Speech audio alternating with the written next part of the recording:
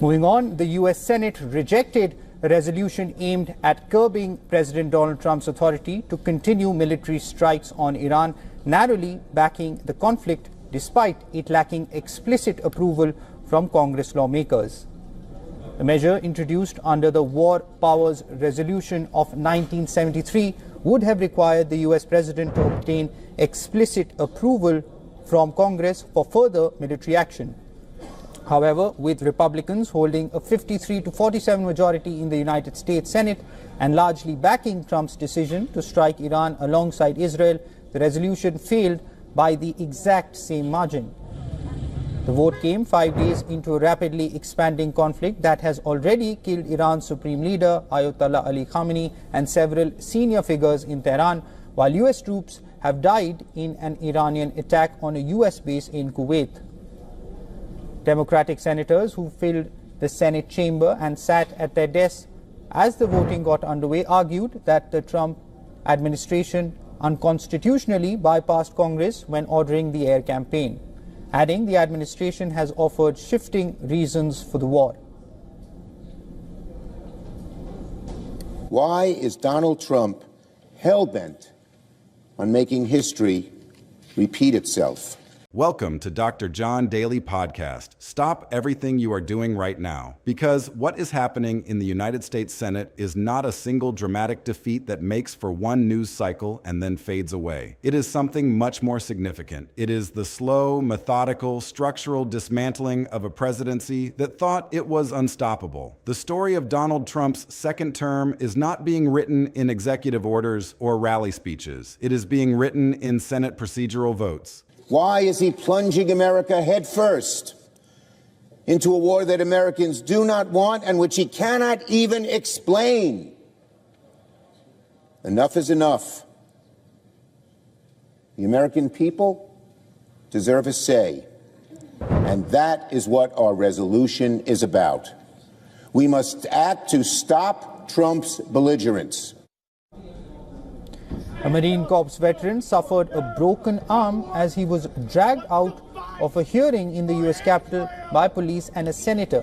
The veteran, called Brian McGinnis, called out during a Senate Armed Services Subcommittee hearing in protest of the U.S. attack on Iran. Just witnessed a Marine veteran interrupting the hearing, and they broke his arm, pulled him out, got his arm trapped in a door, broke his arm, tackled him to the ground. It was a very, very intense situation. Go behind that. Send their sons and daughters to fight in Iran. It is being written in the cold arithmetic of a chamber that was designed to be the slowest, most deliberative part of the federal government. And right now, that chamber is systematically strangling the most ambitious pieces of Trump's legislative agenda. One by one, his priorities are hitting the 60-vote filibuster threshold. One by one, they are dying, not with a bang, but with the quiet finality of a procedural motion that fails to reach the required number. And Trump, he is screaming on Truth Social. He is demanding that Republicans go nuclear. Meanwhile, Trump rated America's performance in the war with Iran as a 15 on a scale of 10, saying the Islamic Republic's leaders were rapidly being killed and vowing to push on. Very well on the war front, to put it mildly, I would say. Somebody said, on a scale of 10, where would you rate it? I said about a 15. And we're going to continue to do well. We have the greatest military in the world by far. He is calling for the filibuster to be scrapped entirely. He wants his party to blow up the one rule that has stood for generations, the rule that requires 60 votes to move most legislation forward. But here is the detail that tells you everything you need to know about where his power actually stands. His own Republicans are refusing. They are not going nuclear. They are not scrapping the rule. They are letting his bills die on the vine. And the most dramatic evidence of his weakening grip is playing out in real time for the entire country to see. Donald Trump also said the United States and Israel were in a strong position in their war with Iran, vowing they would continue forward the fight against the Islamic Republic. So we're in a very strong position now, and their leadership is just rapidly going. Everybody that seems to want to be a leader, they end up dead. And it's It's an amazing thing that's taking place before your eyes because. Furthermore, The Senate math is simple and brutal. Republicans hold 53 seats. That is a majority, but it is not a filibuster-proof majority. To invoke cloture, to end debate, and move most legislation to a final vote, you need 60 senators. That means Trump needs 7 Democrats to cross the aisle for every major bill that cannot be pushed through the budget reconciliation process. And in the current political climate, with Democrats staunchly opposed to everything Trump is trying to accomplish, those 7 votes are nowhere to be found. But the story gets even worse for the president, because even within his own 53-member conference, he does not have complete control. On his signature domestic priority, the Save America Act, Republican senators are publicly saying they will vote against even bringing the bill to the floor, not against the bill itself, against even starting the debate. That is not a problem with Democrats. That is a problem within his own party.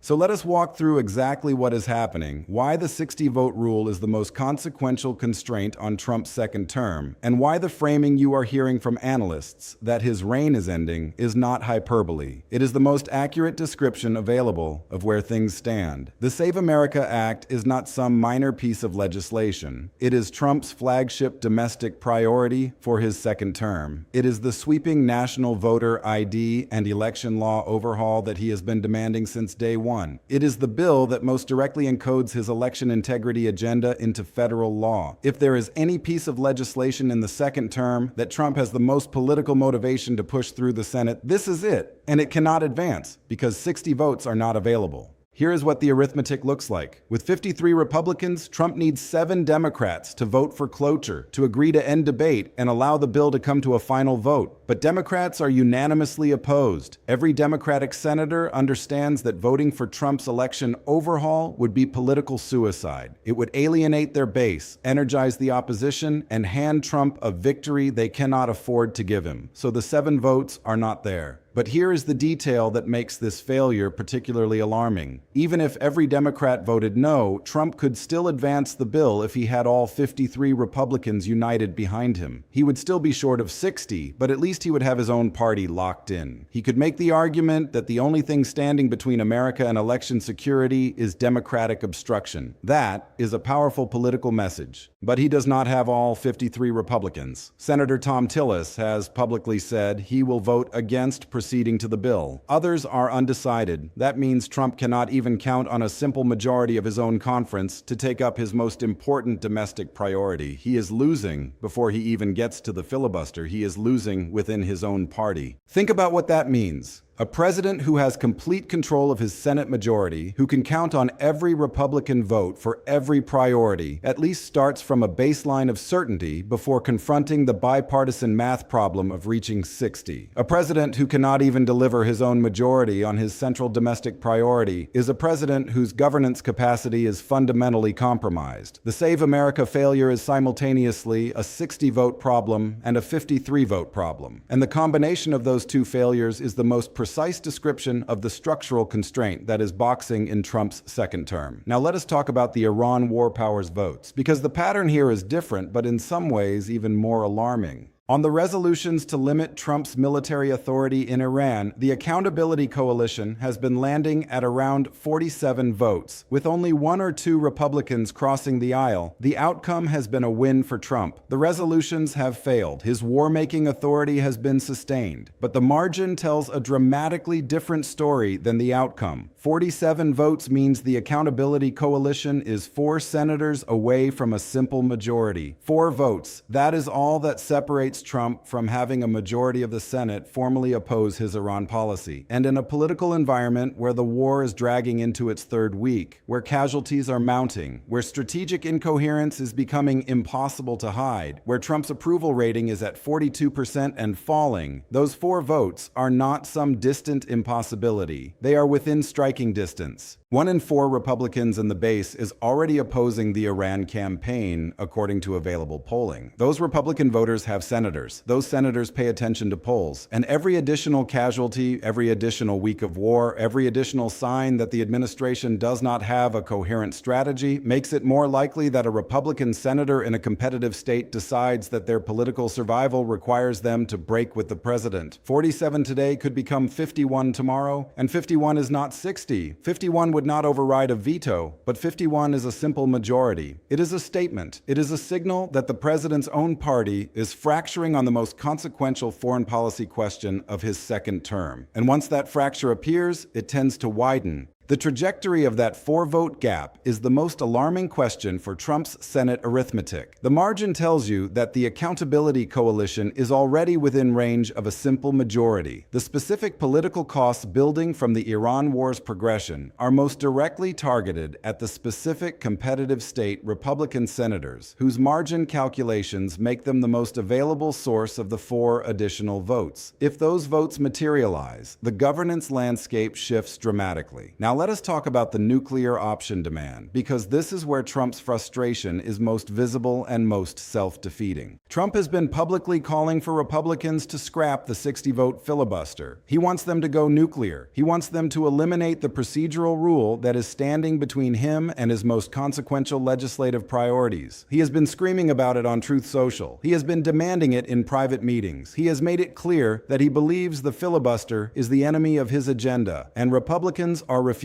The nuclear option, eliminating the 60-vote cloture requirement for regular legislation, has been discussed in both parties for years. Democrats used a version of it for judicial nominations. Republicans under McConnell extended it to Supreme Court nominations, but no Senate majority has been willing to eliminate it for regular legislation, because every senator understands that the filibuster protects the minority party today, but could equally well protect their own interests when they are in the minority tomorrow. Trump wants them to blow it up anyway. He wants them to prioritize his immediate legislative needs over the long-term institutional interests of the Senate. And they are saying no. The fact that Trump cannot convince 51 of his 53 Republican senators to eliminate a procedural rule that is blocking his most important priorities is the most revealing measure of the limits of his Senate control. A genuinely dominant president, one who actually controlled his Senate majority completely, would be able to make that happen.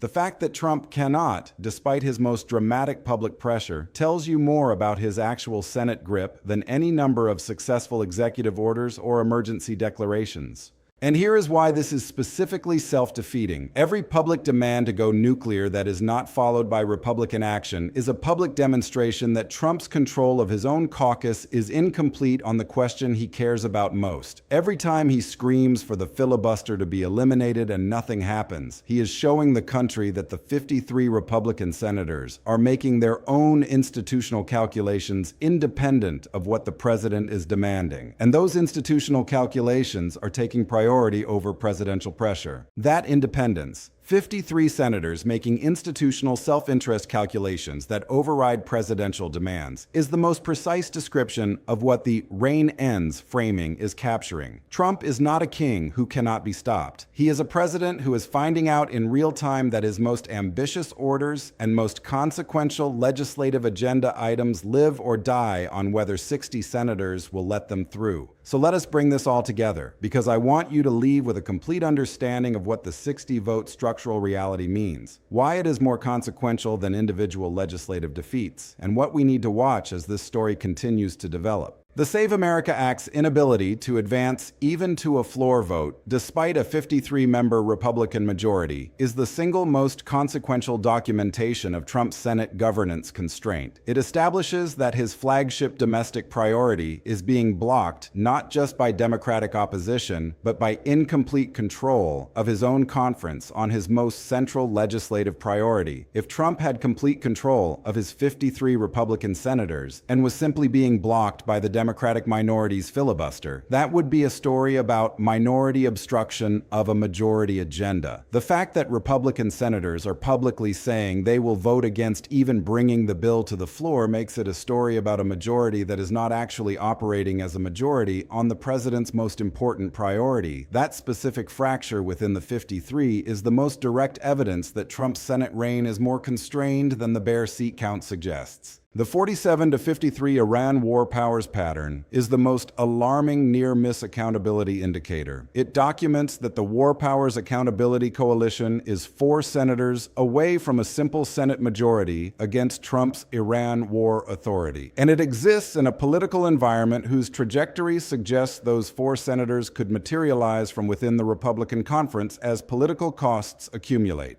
A comfortable defeat for the Accountability Coalition would establish that Trump's war power support in the Senate is solid. That even with political costs and mounting casualties, the crossover arithmetic is nowhere near the accountability threshold. The 4-vote gap establishes the opposite. It shows that the Accountability Coalition is already within striking distance of the simple majority threshold, and the specific additional political costs building from the Iran war's progression are most directly targeted at the specific competitive state Republican senators, whose margin calculations make them the most available source of the 4 additional votes. Trump's public go nuclear demand, combined with his inability to convince Republicans to eliminate the filibuster, is the most revealing expression of the gap between his rhetoric about Senate control and the actual structural limits of that control. And it is a specifically self-defeating public strategy for a president who needs to conceal the structural constraints boxing in his governance capacity. Publicly demanding a procedural change and being refused by your own party is the single most powerful demonstration that your control of your own caucus is incomplete on the question you care about most. Every public go nuclear demand that is not followed by Republican action is evidence that the 53 Republican senators are making their own institutional calculations about the long-term value of the filibuster independent of what the president is demanding. And those institutional calculations are taking priority over the most dramatic presidential pressure. Point 4. Here is what we need to watch as the 60-vote structural story continues to develop. The Save America Act procedural vote will determine the specific size of the internal Republican conference fracture on Trump's most central domestic priority. Each Republican senator who votes against proceeding is a specific individual documentation of the migration away from Trump that analysts are identifying as the political process building toward the most consequential disassociation. The Iran war powers crossover arithmetic will determine whether the mounting casualties and strategic incoherence of the Iran campaign produce the specific additional Republican crossovers that close the 4-vote gap toward simple majority accountability. That will determine whether 47 becomes 51, which would most directly change the governance landscape on the most consequential foreign policy question of the second term. The nuclear option pressure trajectory will determine whether the 60-vote structural constraint survives the second term intact, or whether it is eliminated through the most consequential, irreversible Senate rule change. If Trump continues his most dramatic public demands and any Republican senators begin moving toward that position, the calculation shifts, and the midterm trajectory will determine whether the accumulated legislative failures, Save America blocked, Iran war powers near miss, go nuclear refused, combined with Trump's falling approval ratings produce the specific electoral outcome that Trump himself has privately acknowledged would trigger impeachment. That will determine whether the 60-vote structural constraint is the most enduring political story of the second term or the prelude to the 67-vote removal question that impeachment accountability is building toward. Here is the bottom line. Senate rules require 60 votes to advance most legislation past the filibuster. Republicans hold 53 seats. Trump needs 7 Democrats for any major bill outside of budget reconciliation. Democrats are staunchly opposed to his Save America Act. Without 60 votes, the legislation cannot advance, regardless of how loudly Trump demands it. Republican senators, including Tillis, are publicly saying they would vote against even proceeding. That is the most specific evidence that Trump does not have complete control of his own 53-member majority on his most central domestic priority. The Iran War Powers Accountability Coalition has been landing at 47 to 53. That is 4 votes from a simple Senate majority in a political environment whose trajectory is pointing toward the specific additional Republican crossovers that close that gap as political costs accumulate. Trump has been publicly demanding that Republicans go nuclear and scrap the 60-vote rule. Republicans have been refusing. That is the most revealing evidence of the gap between his rhetoric about Senate dominance and the actual structural limits of his Senate grip. The framing you are hearing, that his reign is ending, is not hyperbole. It is the most accurate description of a presidency that is structurally boxed in by the 60-vote rule it cannot eliminate, whose most ambitious domestic priority is being killed by a combination of Democratic opposition and incomplete Republican conference control, whose Iran war authority is being tested by an accountability coalition 4 votes from a simple majority, and whose most dramatic public demands for procedural change are being ignored by the specific institution that most directly implements or rejects those demands. The Senate math is the story, the 60-vote rule is the constraint, and the specific gap between Trump's most ambitious governance agenda and the Senate arithmetic that determines what is achievable is the most precise description of what the reign ends framing captures. The Save America floor vote is coming. The Iran war powers crossover question is developing, and the structural constraints that are boxing in this presidency are not going away. Stay tuned.